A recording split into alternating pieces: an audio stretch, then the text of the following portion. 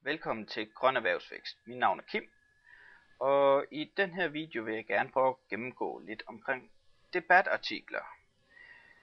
Debatartiklerne, eller området med debatartikler, er et område, hvor du som partner selv kan oprette en artikel.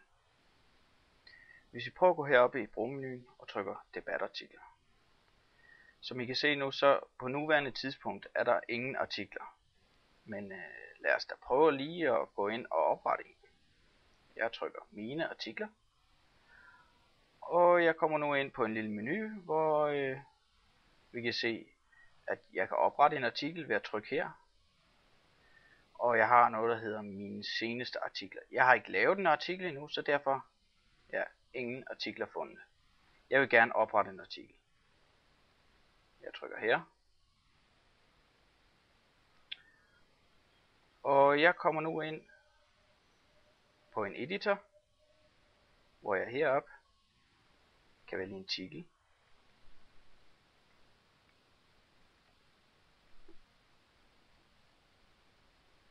Min første artikel. Alias.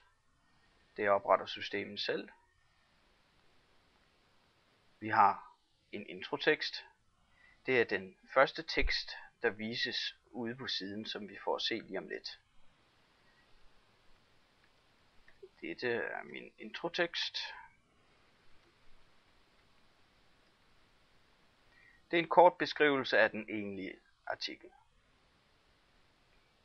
Vi kan gå ned i fuldtekst.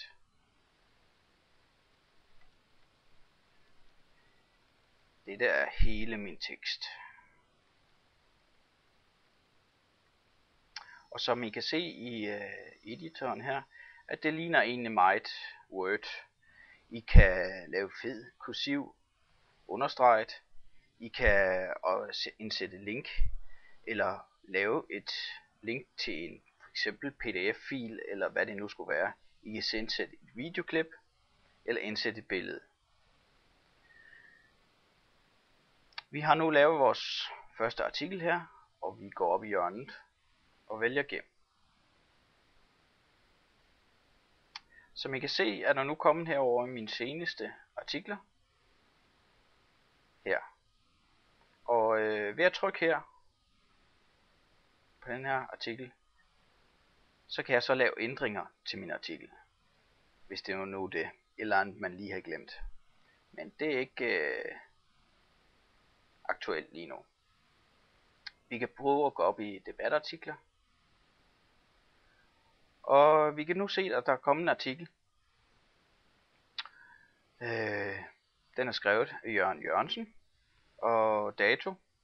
Og her har vi så vores introtekst. Vil vi læse mere? Ja, det vil vi gerne. Og vi får hele vores tekst. Vi kan tilføje kommentarer.